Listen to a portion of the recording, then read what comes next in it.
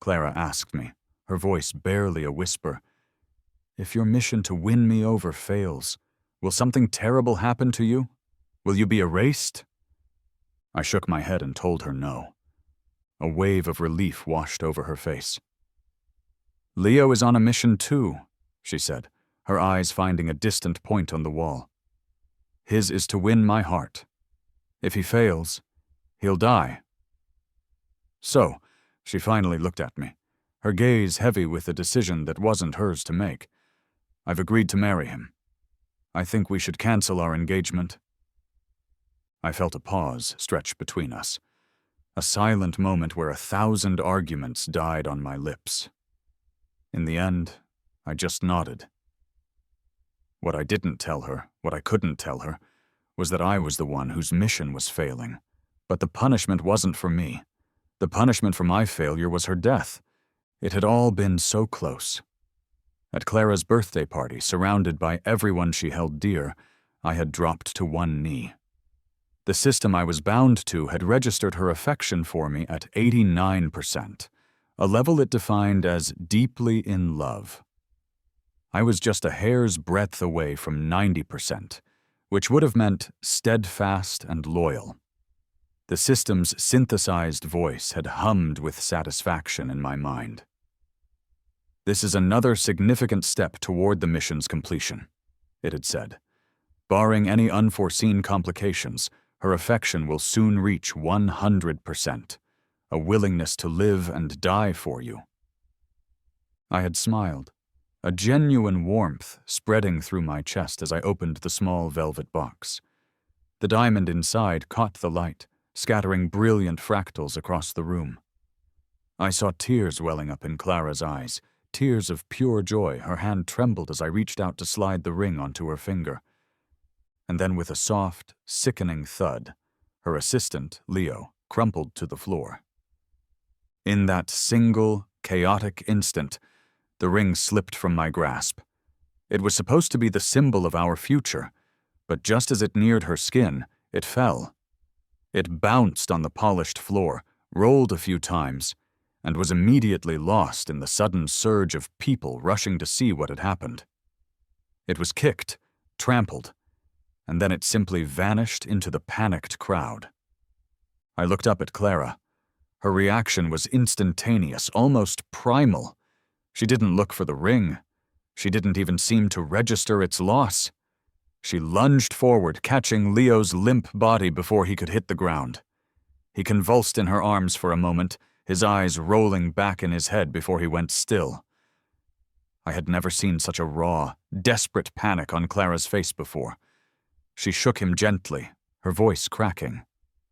Leo, wake up! Don't you dare scare me, please!"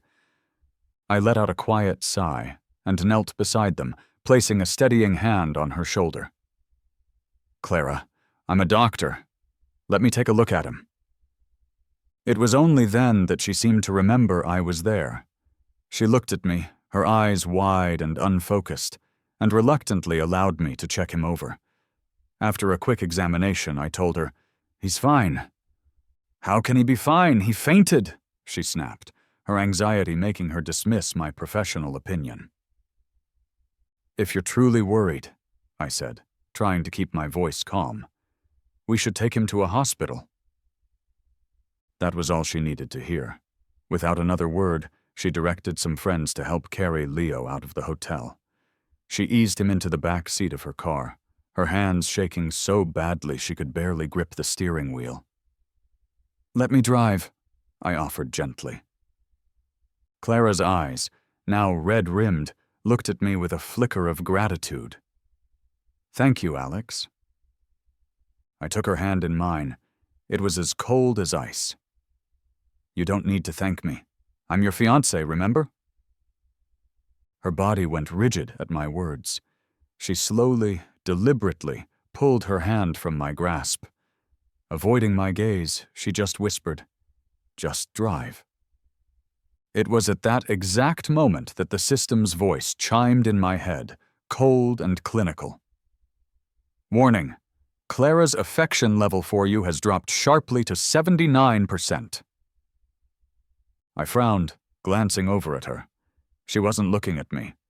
Her worried gaze was fixed on the rearview mirror, on the unconscious man in the back seat.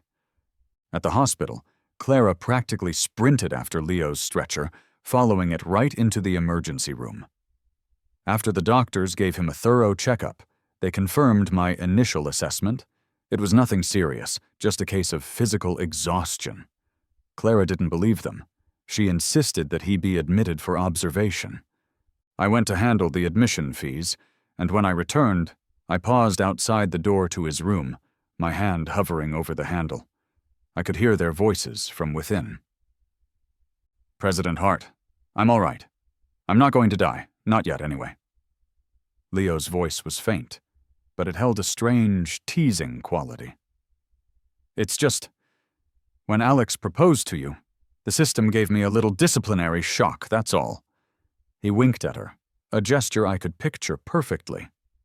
"See, now do you believe me? I really am here on a mission to win you over." Clara didn't respond immediately. I heard the rustle of sheets as she helped tuck him in. "I'm already with Alex," she said, her voice firm. "I won't betray him."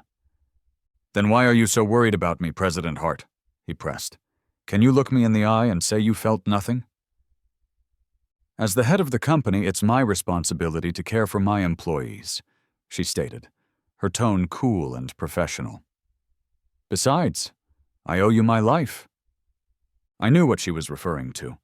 There had been an incident a while back, a loose billboard on a windy day that had come crashing down right where she was standing.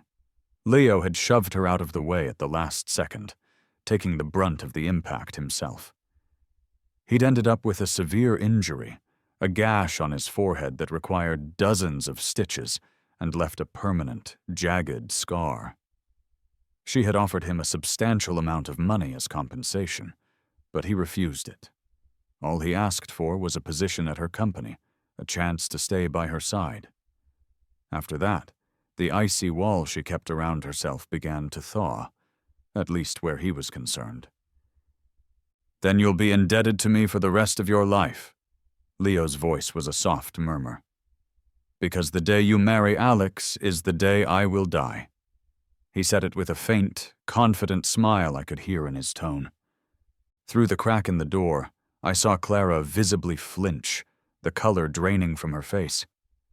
I noticed her hands, hidden by her side, were clenched into tight fists, a subconscious tell I recognized from the few times I'd seen her lie. She started, her voice faltering. "You saved my life once. It's only right that I save yours." Leo's smile widened. "Then marry me." I didn't need to hear any more. I turned around and walked out of the hospital, leaving them to their impossible bargain. Clara didn't come home until very late. I was already in bed, feigning sleep. She leaned over and woke me with a kiss that felt cold against my skin. "You're awake," she whispered, moving to lie down beside me. I gently pushed her away. It was a small gesture, but a significant one. We had an agreement not to be intimate before marriage, but I had never before stopped her from simply lying next to me. She froze, a flicker of confusion in her eyes. "What's wrong?" "I heard you," I said, my voice flat. "You and Leo, at the hospital. I heard everything." Her expression instantly hardened into a defensive mask. She gave a curt, and sat on the edge of the bed, her back to me. The silence in the room was heavy, suffocating. I couldn't begin to guess what was going through her mind. Finally, she broke the tension, but her question sent a chill down my spine. "If a conquest mission fails, will you be erased?" With that single question, I knew what she had decided. I shook my head. "No." She let out a long, slow breath, a sound of profound relief. "So I was right," she murmured to herself. Then she turned to face me. "You already know Leo is a conqueror. The system punished him with electric shocks because you proposed to me. If he can't make me fall in love with him, he'll die. But I remember when you were pursuing me, You never suffered any punishments like that. So I figured that even if your mission failed, nothing would happen to you. I nodded slowly. Yes, my system is lenient. Alex, she said, her voice dropping, let's call off our engagement. To save Leo, I've agreed to marry him. A small, brittle smile touched my lips.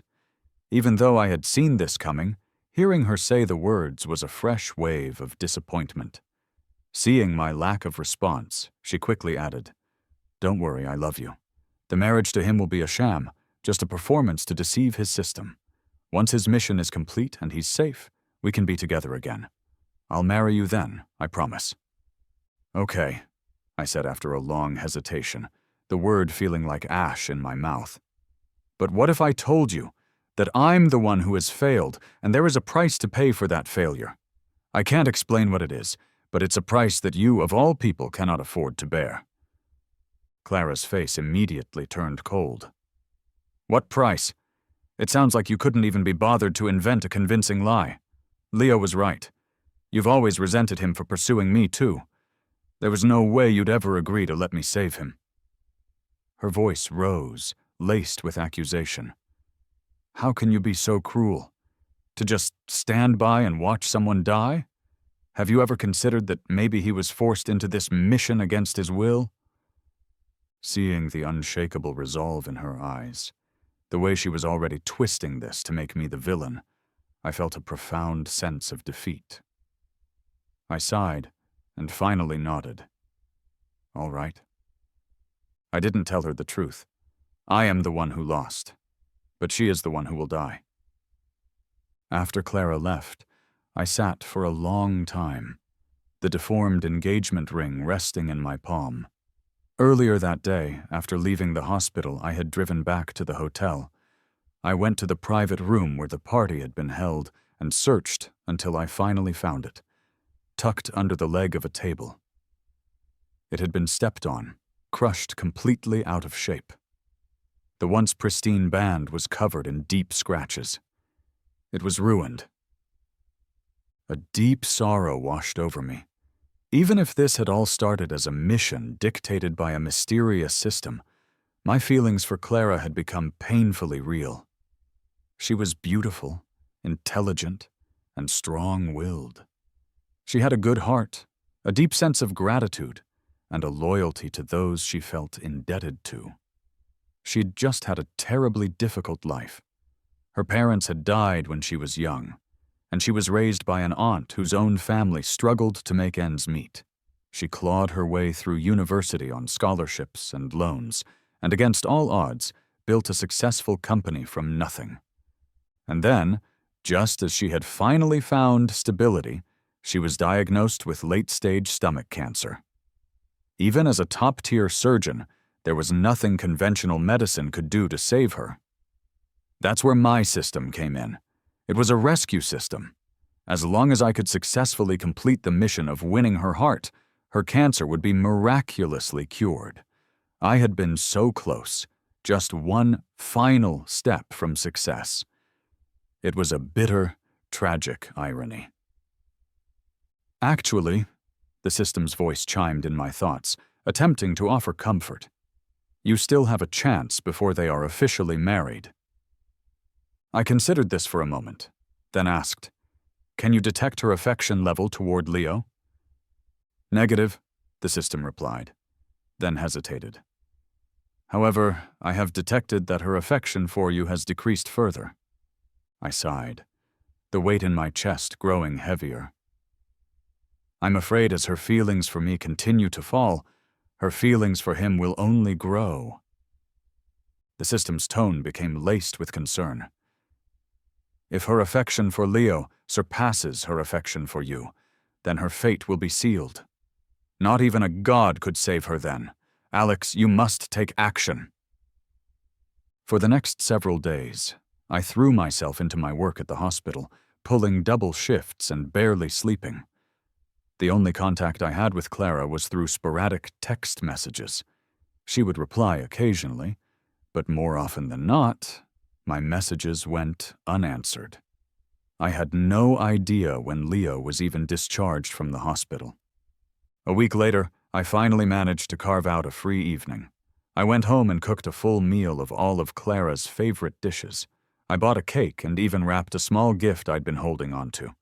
Then I called her. "Clara, it's your birthday today. I've prepared a special—" She cut me off before I could finish, her voice cool and distant. "I have something I need to do tonight. I won't be coming over." I assumed it was work-related. Her company was her life, and it wasn't unusual for her to be busy. In the past, on birthdays when she was swamped, I'd simply bring the celebration to her office. I was about to suggest this when I heard another voice through the phone. Leo's. It was weak, but the words were clear. "Clara, can you kiss me? It's for the system's task.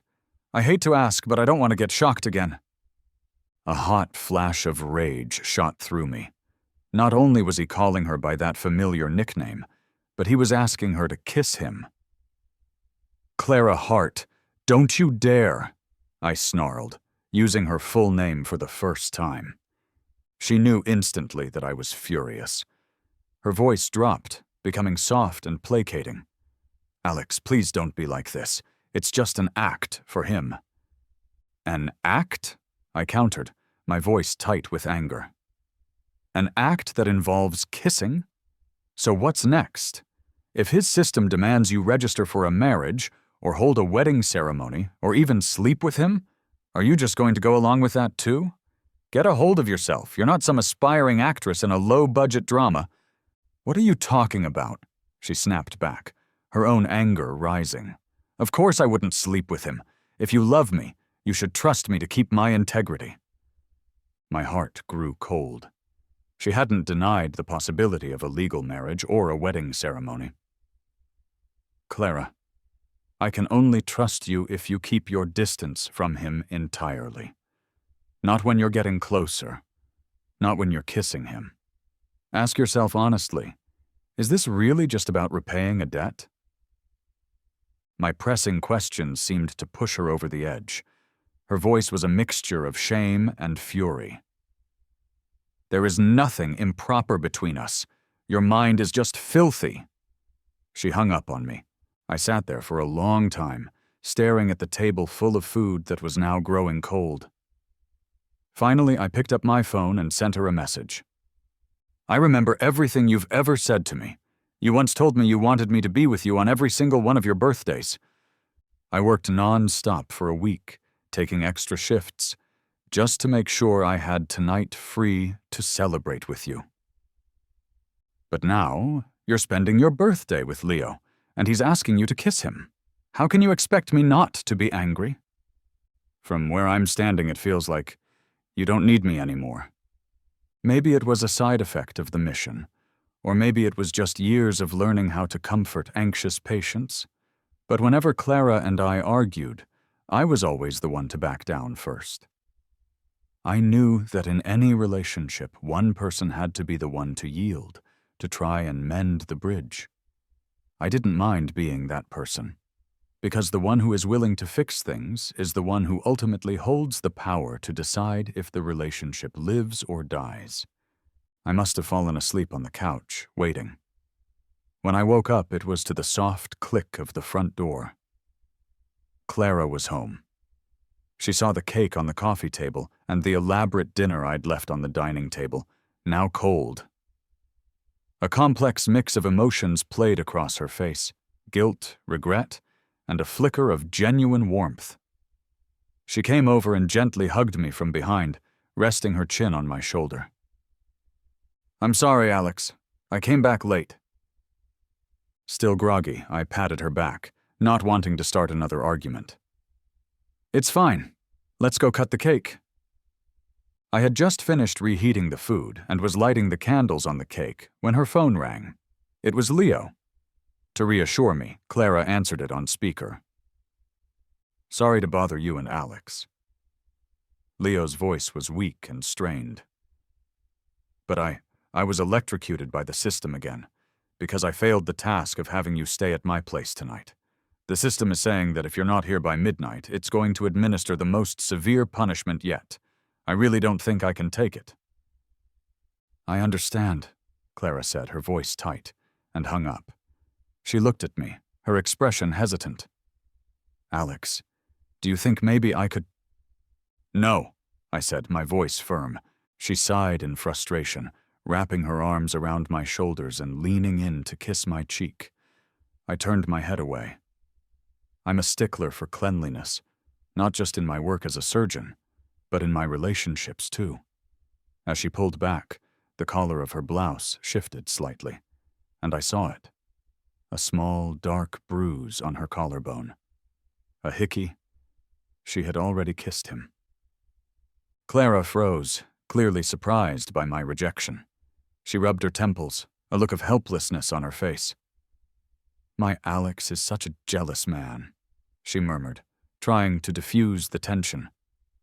"I'm sorry. I'm only now starting to understand why you were so against me marrying Leo to save him. I forgot that you get jealous, that you worry, that you're afraid of losing me."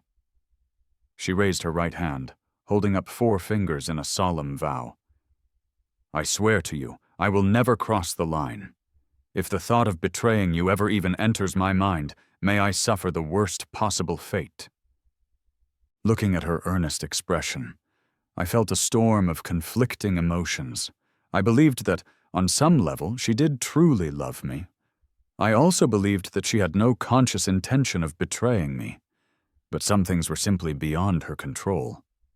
"Clara," I said softly, "when you're in the middle of a situation, it's impossible to see it clearly. A lot of this is out of your hands. Do you have any idea how much your affection level for me has dropped?" Her gaze instantly turned cold.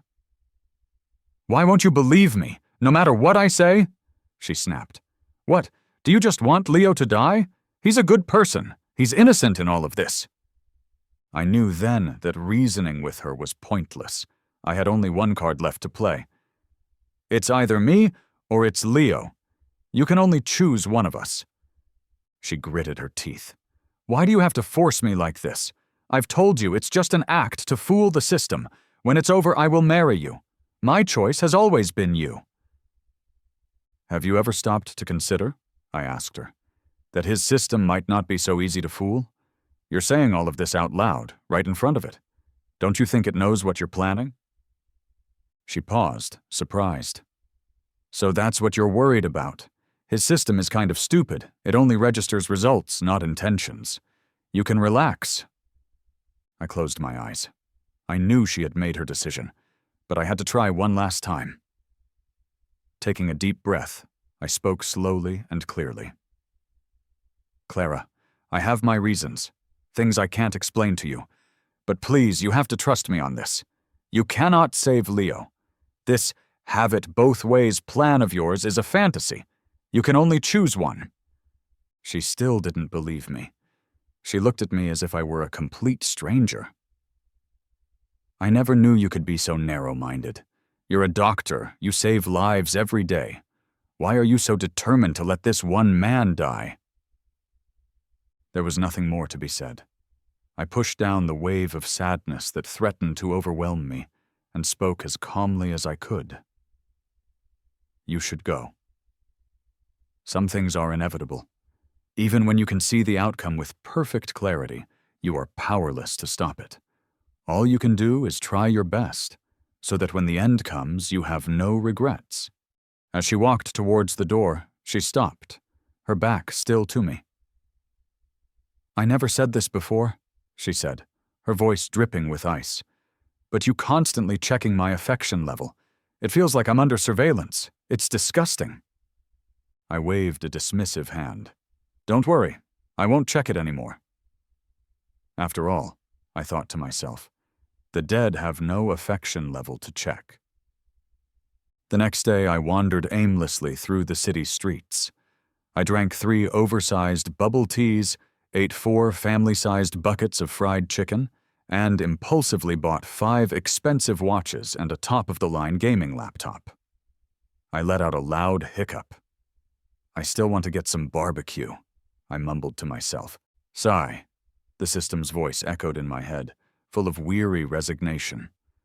"It looks like we will have to erase your memory again.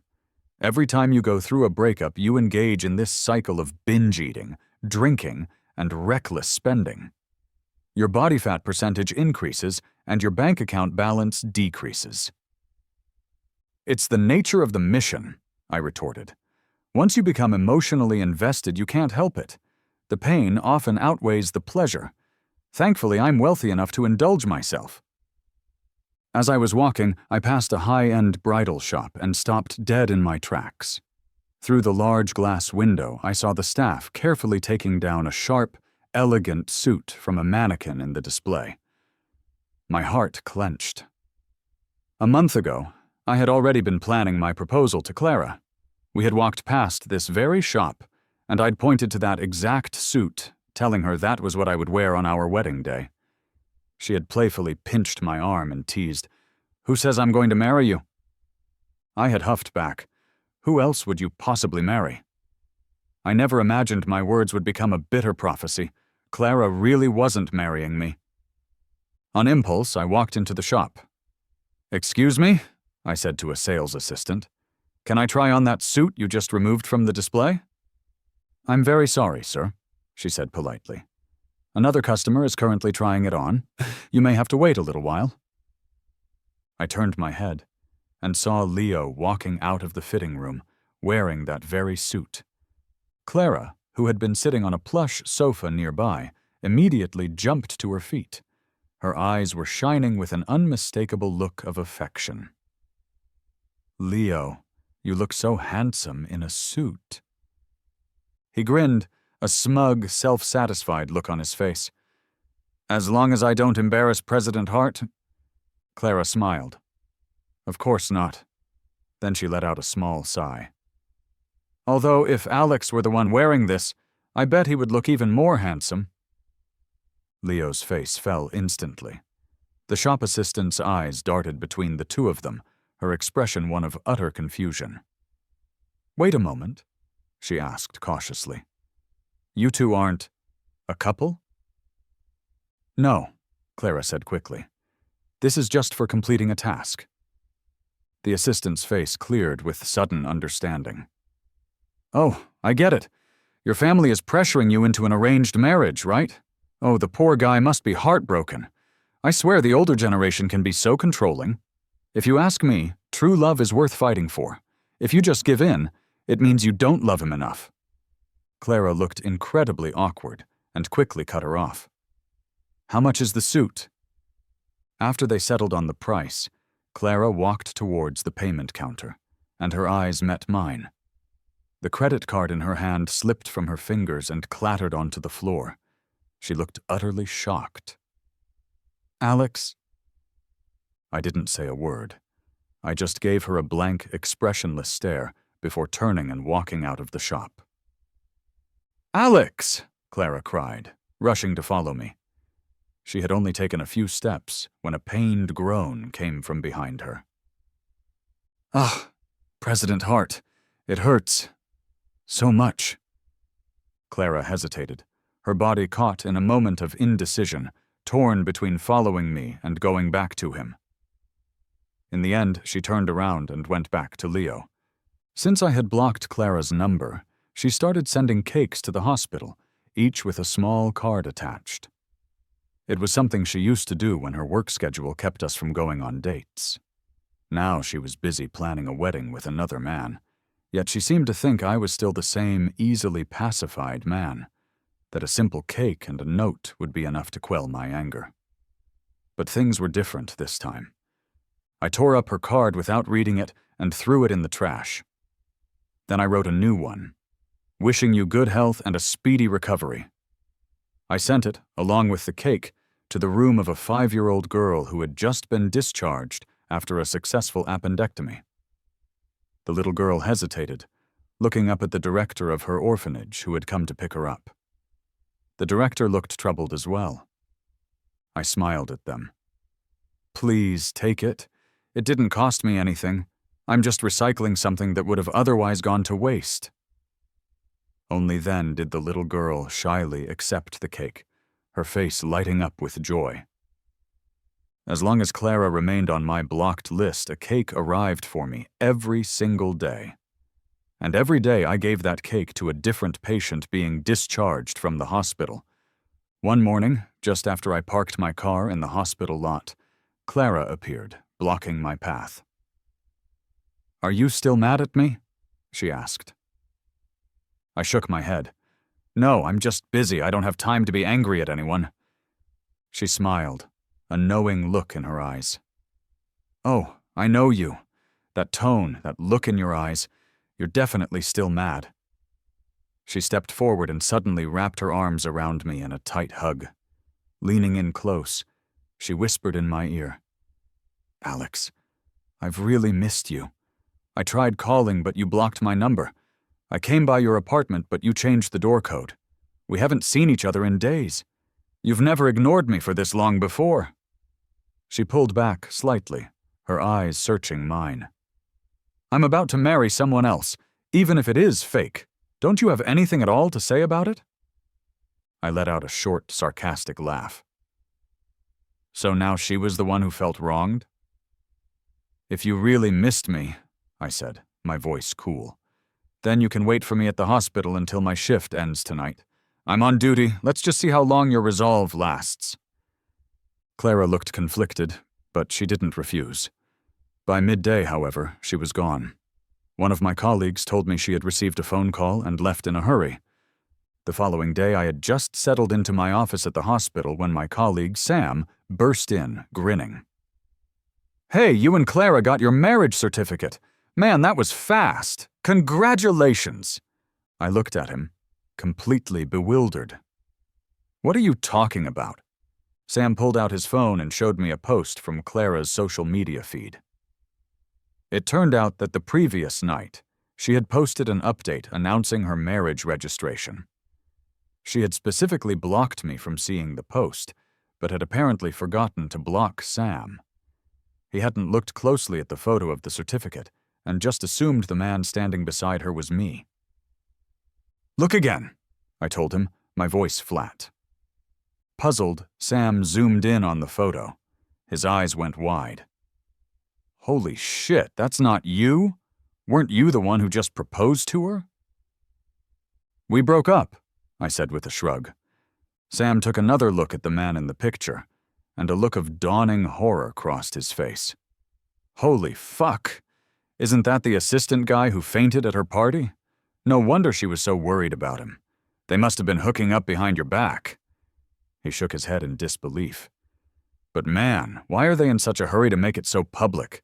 Don't tell me the guy is terminally ill or something?" I gave a bitter smile. "You're not far off." I then gave him the condensed version of the story, explaining how Leo would supposedly die if he couldn't win Clara's heart. Sam whistled. "Man, they should carve a statue of Clara and put it on a mountain, the patron saint of lost causes." I couldn't help but give him a thumbs up for that. After a long and draining day at work, I finally saw the message Leo had sent me. It was a picture of a wedding invitation. "Alex, I thought about it and decided I should probably inform you myself. Just so there are no misunderstandings. Please, please don't be upset. President Hart only agreed to this fake marriage to save my life. But the marriage certificate and the wedding ceremony are both very real. The wedding is scheduled for next Saturday. I hope you can come." I put my phone down and asked the system, "When will the mission officially be considered a failure?" The system chuckled, a sly, metallic sound. "Let's just call this my little selfish indulgence. Clara's cancer will relapse halfway through the wedding ceremony. At that point, she will have no choice but to come crying and begging for you to save her." I shook my head, a feeling of helpless resignation washing over me. The system really couldn't stand to see me suffer even the slightest indignity. I took a screenshot of Leo's message and forwarded it to Clara. "Congratulations. I'll be there on time." She replied almost instantly, her message tinged with confusion. "I told him not to tell you." "Alex, please believe me. This is all just for the system's task. It's all an act," I replied bluntly. "An Oscar-worthy performance from two underground superstars." On May 20th, a day often celebrated by couples, I received a gift. It had been sent by Clara. Inside the box was a cheap-looking tie clip, the kind of thing you might get as a freebie with a purchase. The accompanying card read, "Alex, I'm busy today and can't spend the holiday with you. I know you won't actually break up with me. You're just being possessive. Leo reminded me that I should buy you a gift. He also says he's sorry and hopes you can forgive him." Not long after, I saw a new post from Leo on social media. "Got a gift today. Super happy." Attached was a photo of a brand new, expensive-looking wristwatch. I immediately listed the cheap tie clip on a second-hand marketplace app, along with the crushed engagement ring. I also listed a few other valuable gifts Clara had given me over the course of our relationship. I then donated all the money from the sales to a local orphanage. It didn't take long for my phone to ring. It was Clara. "You sold everything I ever gave you?" she demanded, her voice tight with disbelief. "Yeah," I answered flatly. "Throwing them out would have been a waste. Keeping them around was just an eyesore. Might as well sell them and put the money to good use." "Are you really this mad?" she asked, unable to comprehend my actions. "I'm not mad," I replied, my voice devoid of emotion. "I'm just saying goodbye to the past." That's when it finally seemed to sink in. I was serious. That night she came to my apartment building. She stood on the street below my window and shouted my name, demanding that I come down and open the door. I ignored her. "Alex, open the door!" she yelled, her voice echoing in the quiet street. "I want to talk to you face to face. It's starting to rain. It's cold out here. Do you really want me to get soaked and sick?" Her shouting eventually woke up the whole building. Someone, fed up with the noise, dumped a bucket of dirty water out their window, drenching her completely. She finally left, defeated. Before she went, she shouted one last thing up at my window. "Alex, I don't believe you've stopped loving me. I'm not giving up on us." But in the days that followed, she never came back. Early on Saturday morning, I woke up to a new message. It was a photo from Leo. It was an intimate shot, clearly taken in a bedroom, of him and a sleeping Clara. "Alex," the message read, "the fake marriage between me and Clara just became real. At first, I lied to her and told her that all I needed was the marriage certificate to complete my mission. Last night, I confessed the truth that it required more. Not only was she not angry, she even comforted me, telling me not to be nervous or scared. You two never slept together, did you? She was so clumsy and shy last night. In my arms, she told me she felt guilty, that she felt like she had let you down. But since she couldn't bring herself to be the one to tell you, she asked me to be the bad guy. I hope you will give us your blessing at the wedding today, if you can let her go. She won't have to live with the guilt anymore." I locked my phone and pressed a hand to my chest, a dull, aching pain spreading through it. I really thought I had become numb to it all. The system's voice roared in my head, filled with a cold fury that mirrored my own. "What a pair of scumbags! They have finally crossed the line. I am going to make her die by your own hands at that wedding." Even though the wedding was a rushed affair, Clara had spared no expense for Leo. She booked the city's most luxurious hotel ballroom and had it decorated in a way that could only be described as a romantic fairy tale fantasy. My colleague Sam came with me, even though he usually had no interest in second-hand gossip. I was seated at a table with some of Clara's closest friends, all of whom knew me well. "Brother-in-law?" one of them said, leaning in conspiratorially. "Clara already told us that this whole marriage thing with Leo is fake. You have to promise us you won't take it seriously, okay? If we let you get hurt, Clara will have our heads." Sam slammed his hand on the table and shot to his feet. "What the hell is wrong with Clara? What does she think Alex is, some kind of parolee who needs to be monitored?" I gave a small, self-deprecating smile and patted Sam's back, urging him to sit down. I then turned to Clara's friends. "Don't worry," I said calmly. "I won't cause a scene." But I knew this wedding was destined to end in chaos. Just then, the music began to play. I froze. The melody was achingly familiar, Ed Sheeran's Perfect. It was the song I had told Clara I wanted to play at our wedding. Now, here at this wedding, was Clara. Here was the song, but the groom was not me.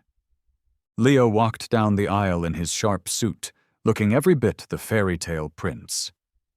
As he passed my table, he shot me a subtle, triumphant smirk. Clara saw me too, but she quickly averted her gaze, unable to meet the cool ridicule in my eyes. She looked guilty. I kept my face a blank mask, saying nothing.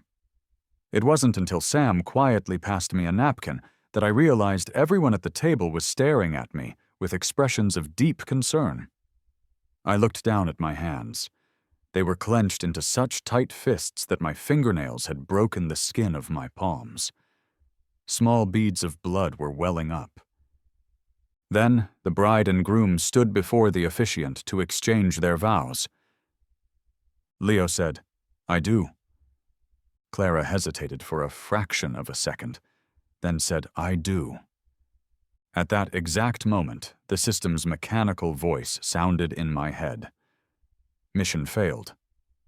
No sooner had the words registered, Clara let out a violent cough, spraying a mouthful of bright red blood all over the front of Leo's pristine white suit. Then, with a soft thud, she collapsed to the floor.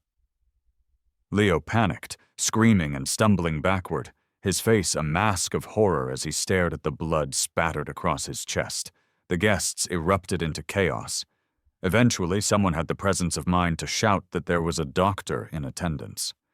They turned to look for me, only to find that my seat and Sam's were already empty.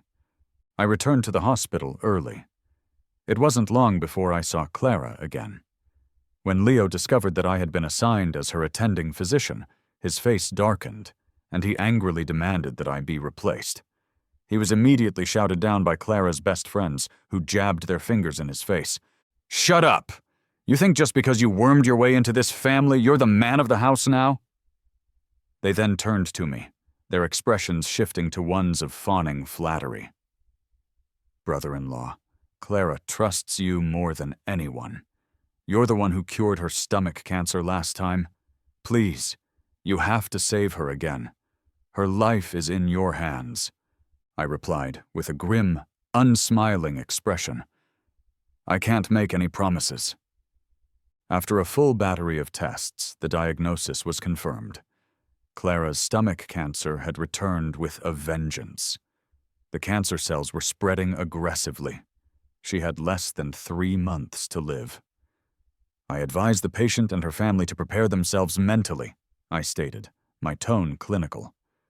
Both Clara and Leo looked utterly devastated. "No way!" Clara cried out, her voice thin and reedy. "You're lying to me. You told me after the surgery that I had recovered perfectly, that the chance of recurrence was almost 0. How can I suddenly only have 3 months to live?" Then, a sudden thought seemed to strike her. Her eyes lit up with a desperate hope, and she grabbed my hand, her grip surprisingly strong. "Alex, you're still angry with me, aren't you? You're just trying to scare me, right? Now that the mission is over, I'll divorce him immediately, and we can register our marriage. Please, don't be mad at me anymore, okay?" Leo's expression changed instantly. "No, we can't get a divorce!" Clara turned on him sharply. "Why not? Didn't you say that once your mission was done, this would all be over?" Leo gritted his teeth. "Clara, you forgot. You're already my woman." "Shut up!" Clara shrieked, her face turning a ghastly shade of pale.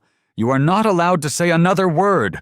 She turned back to me, her eyes desperately searching my face for any sign of softening. "Alex, I was just—" I cut her off with a cold, humorless laugh. "Just saving someone's life? And things accidentally went from fake to real, is that it?" Clara's face went completely white, her breathing becoming shallow and ragged. She knew about my severe emotional and physical need for cleanliness, for purity in a relationship. She knew, with dawning horror, that there was no way I could ever forgive her for this. How could I possibly want a woman who had been soiled by another man? At that thought, her entire body began to tremble. She looked like she was about to shatter into a million pieces. I remembered the day she had first received her diagnosis of late-stage cancer. She had looked exactly like this. Fragile, broken, and utterly terrified. And against my will, it tugged at something deep inside me. Luckily, my rational mind took over. I stood by her bed, looking down at her reddened, pleading eyes. With an expressionless face, I said, "I'm sorry. I have other patients to attend to. If you need anything, please speak with the nurse." Then I turned and walked out of the room, leaving the sound of her smashing things on the bedside table behind me. Clara insisted on divorcing Leo. Cornered and desperate, he finally confessed the whole truth. It turned out his mission had never been a success. He had been lying to her all along. The marriage certificate, the wedding, even sleeping with her. None of it had been enough to satisfy his system's requirements. Only when Clara's affection for him reached 100% would his mission be considered complete. If she divorced him now, the system would immediately declare a mission failure, and he would die on the spot. "Clara, I'm begging you.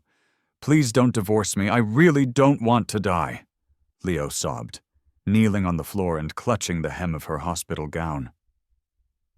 Clara closed her eyes, a look of weary disgust on her face.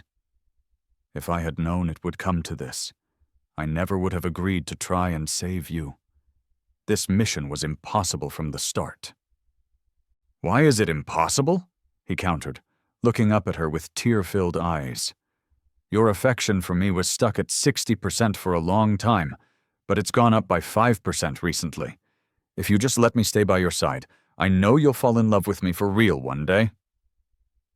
Just as a flicker of hesitation crossed Clara's face, I pushed open the door and walked in. She immediately snapped back to her senses, shoving Leo away with a look of revulsion. She turned to me, her expression one of desperate loyalty. "Alex, I won't betray you." "You've had a wedding. You've slept with him," I stated flatly. "If that isn't betrayal, then what is—" Leo, still sitting on the floor, let out a bitter, defeated laugh. He then looked at me, a strange hint of pride in his eyes. "You agree with me, don't you?" I nodded once, then handed Clara a small cup with some pills in it. "This should help with the stomach pain." "I knew you still cared about me," she said, her voice filled with relief. She reached out, trying to take my hand, but I subtly pulled it away. "Doctors are expected to care for their patients," I said lightly. "It's a matter of professional ethics." Clara froze. "What about the surgery? When will you schedule it?" I shook my head. "In your current condition, surgery is no longer a viable option. Even chemotherapy would only increase your suffering with no real benefit. I'm recommending palliative care. You should use the time you have left to say goodbye to your loved ones." Both she and Leo looked at me in stunned silence. Leo was the first to recover, cursing me as an incompetent hack and declaring that he would have Clara transferred to the best hospital in the country. But Clara shouted him down. "No! Only Alex can save me! Last time every other doctor said it was hopeless, but Alex still managed to pull me back from the brink of death. He can do it again!" She grabbed onto my arm as if I were her last hope in a raging sea. "Alex, you're just mad at me, right? You do have a way to save me, don't you?" I sighed and shook my head. "No." I decided it was time for the whole truth. "Let me be honest with you. From the very beginning, between you and Leo, only one of you was ever going to survive this." Clara froze. What do you mean? I raised an eyebrow. Are you sure you want to know? I'm afraid you might regret it. Just tell me, she insisted, her jaw set. Well, I sighed, my mission has already failed, so there's no point in hiding it any longer. The price for my failure is you. She stared at me in disbelief. How is that possible? If you failed your mission, why should I be the one to die? Because you were supposed to die 3 years ago, I explained calmly. Back then, your cancer was terminal. You had 0 chance of survival. But my system is a rescue system. As your affection for me grew, your chances of survival increased. When it hit 60%, the surgery I performed had a 90% chance of success.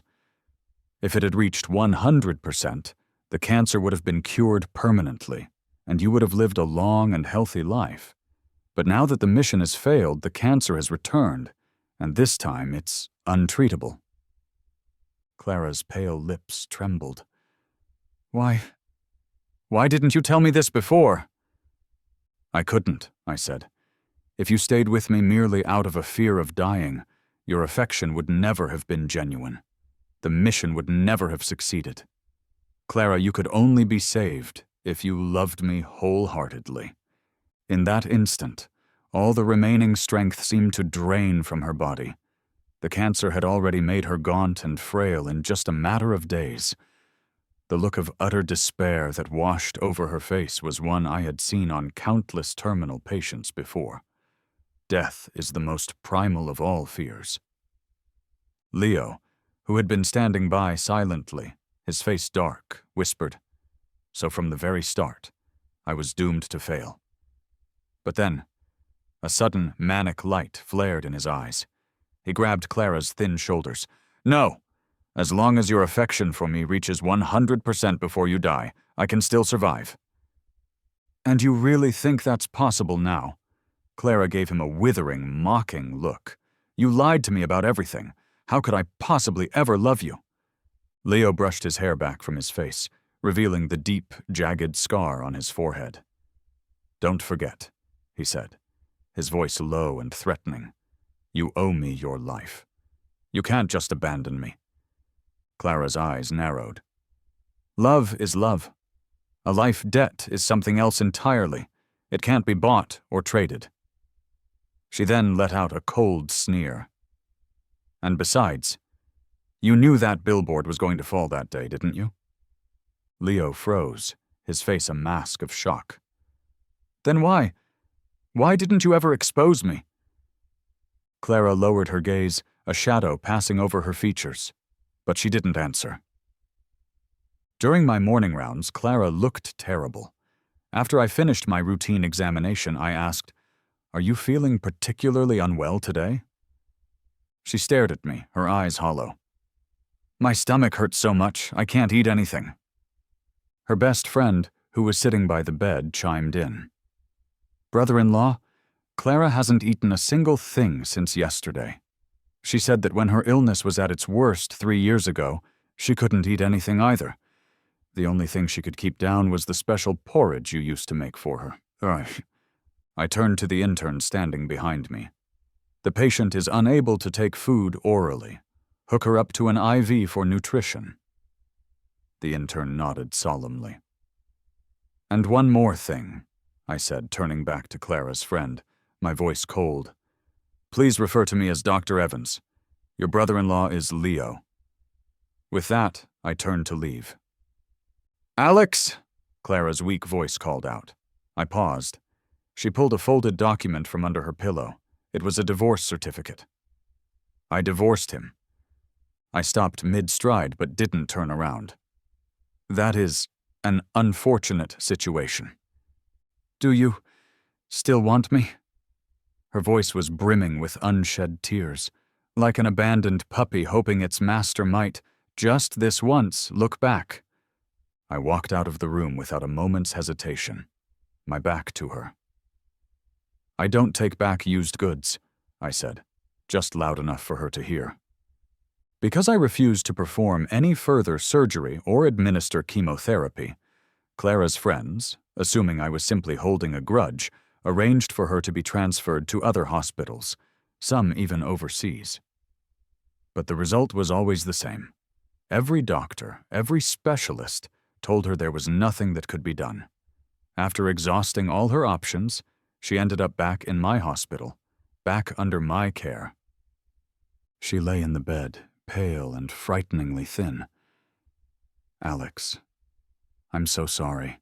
I truly regret everything." "A lot of people only begin to feel remorse when they're on the brink of death," I said, my voice neutral. "But that kind of apology holds very little meaning for the person who was hurt." Her frail body trembled. "Do you still love me?" "I only like women who are clean," I replied, the words hanging in the sterile air between us. She closed her eyes, a single tear slipping from the corner and tracing a path down her sunken cheek. "I'm sorry," she whispered. "That night, he drugged me. I wasn't fully conscious. I thought he was you." "Then you were far too careless," I said, my voice unyielding. "It was my fault," she whispered. "I never should have agreed to save him. I invited the wolf into my own home." I shook my head. "No, your mistake was believing him instead of believing me." Tears finally began to spill freely down her cheeks. I couldn't tell if she was crying more from regret or from the terror of her own impending death. "Do the surgery for me," she pleaded. "If I have to die, I want to die by your hands." I stood with my hands in the pockets of my white coat. "My surgical schedule is completely booked for the next month." She let out a bitter, broken laugh. "So you can't even grant me this one final wish?" "Correct," I nodded. She was quiet for a long time. "Alex, after I die, will you try to find someone new?" "It's hard to say," I replied honestly. "It's rare to find a mission target who is truly compatible." She paused, then pleaded softly. "After I'm gone, could you visit my grave? Just once a year on the anniversary of my death. That's all I ask." I shook my head. "After you die, the system will erase all of my memories of you."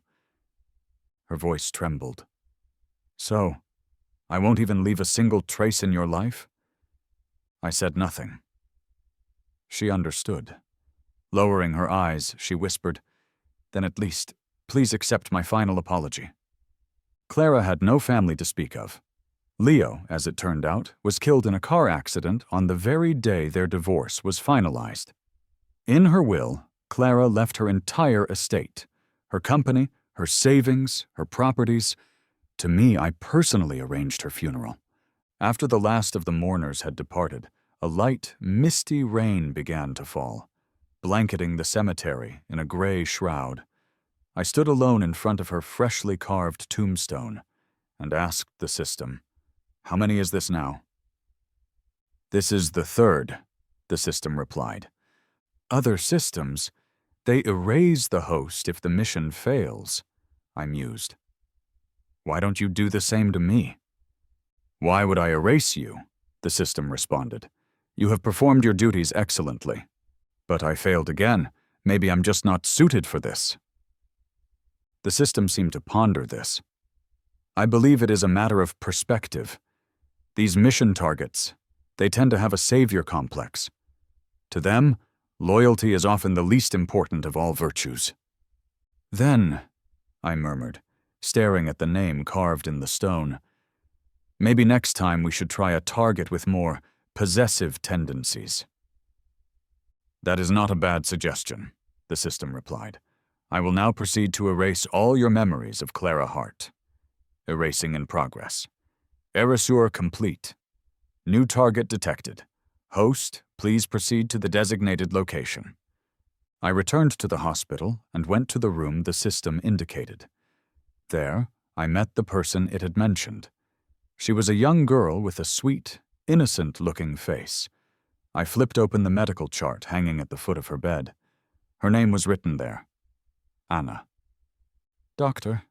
She asked softly, her wide eyes full of a fragile, desperate hope. You're going to save me, aren't you?